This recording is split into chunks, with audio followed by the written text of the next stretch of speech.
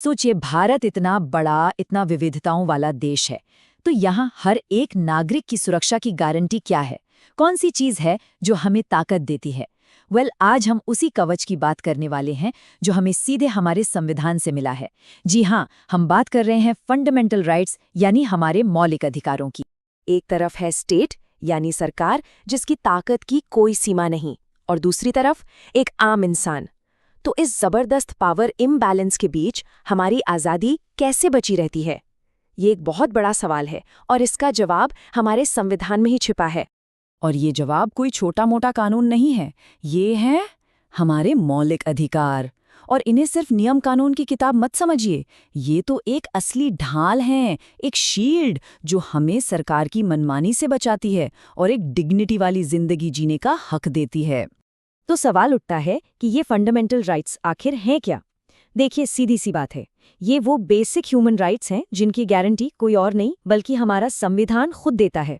इनको भारत का Magna carta भी कहा जाता है, और ये नाम बिल्कुल सही बैठता है। जैसे मैग्ना कार्टा ने इंग्लैंड में राजा की पावर पर लगाम लगाई थी, वैसे ही हमारे फंडामेंटल राइट्स स्टेट की ताकत को कंट्रोल में रखते हैं। तो चलिए आज इसी की गहराई में उतरते हैं। हम क्या क्या देखने वाले हैं? पहले तो ये कि इन्हें फंडामेंटल यानी मौलिक कहते ही क्यों हैं। फिर बात करेंगे उन 6 ढालों की जो हमें प्रोटेक्ट करती हैं। इसके बाद हम अपने सबसे बड़े हथियार को समझेंगे जिससे इन अधिकारों को लागू करवाया जाता है। और आखिर में ये भी देखेंगे कि ये हमारे लोकतंत्र की जान कैसे है। तो पहला सवाल, इन्हें मौलिक या फंडामेंटल क्यों कहते हैं? इसकी 2 वजह हैं। एक तो ये कि ये हमारे संविधान के पार्ट 3 आर्टिकल 12 से 35 तक में लिखे हुए हैं, मतलब ये संविधान का एक अभिन्न हिस्सा है। और दूसरा, ये किसी भी इंसान के ओवरऑल डेवलपमेंट माने उसके बौद्धिक, नैतिक और आध्यात्मिक विकास के लिए बेहद जरूरी हैं। इनके बिना ग्रोथ मुमकिन नहीं है। और पता है, आज की तारीख में हमारे पास कुल 6, जी हाँ, सिर्फ 6 फंडामेंटल राइट्स हैं। दिलचस्प बात यह है कि जब संविधान बना था तब ये 7 हुआ करते थे, तो एक कहा गया, उसे क्यों हटाया गया? इस पर भी आगे बात करेंगे। तो फिलहाल उन 6 सुरक्षा कवचों पर फोकस करते हैं जो आज हर भारतीय नागरिक के पास हैं। इन्हें आप 6 अलग अलग तरह की ढाल समझ सकते हैं। तो ये रहीं वो 6 ढालें। सबसे पहले राइट टू इक्वालिटी यानी समानता का अधिकार। फिर है राइट टू फ्रीडम यानी आज़ादी का अधिकार। तीसरा, शोषण के खिलाफ अधिकार। चौथा, अपनी मर्जी से किसी भी धर्म को मानने की आज़ादी।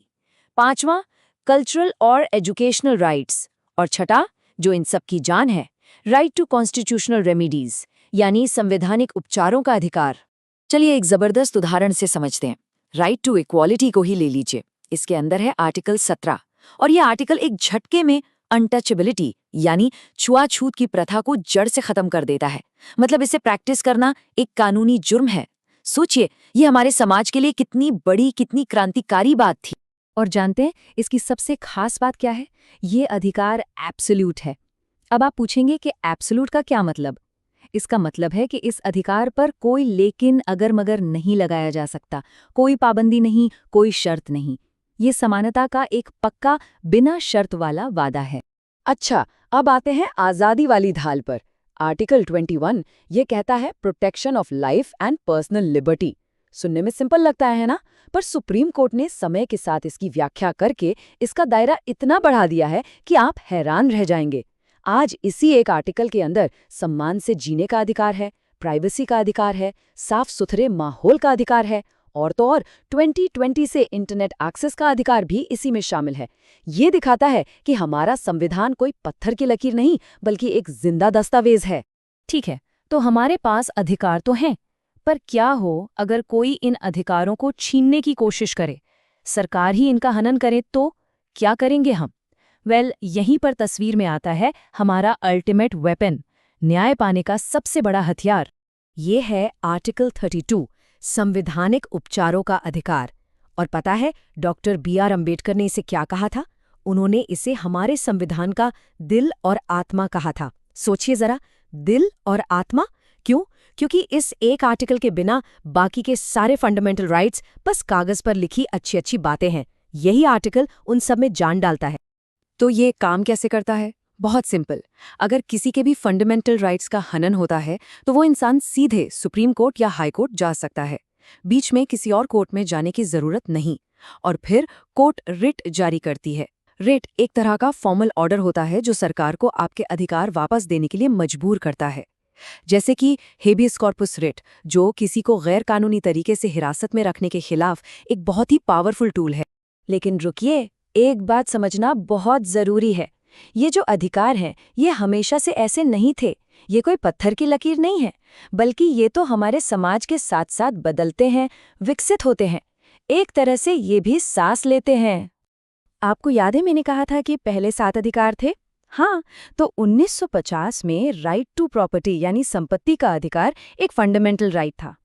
लेकिन फिर 1978 में 44th अमेंडमेंट के जरिए इसे इस लिस्ट से हटा दिया गया। और दूसरी तरफ देखिए, 2002 में 86th अमेंडमेंट ने राइट टू एजुकेशन को एक नया फंडामेंटल राइट बना दिया, 6 से 14 साल के बच्चों के लिए। तो देखिए कैसे चीजें बदलती हैं।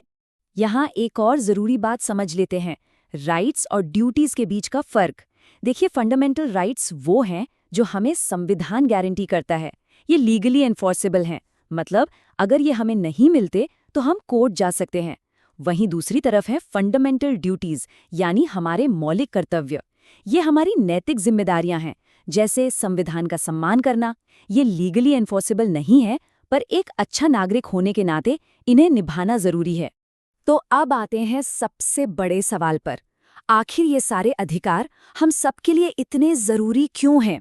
इसका सीधा सा जवाब है, क्योंकि यही हमारे डेमोक्रेसी, हमारे लोकतंत्र की बुनियाद हैं।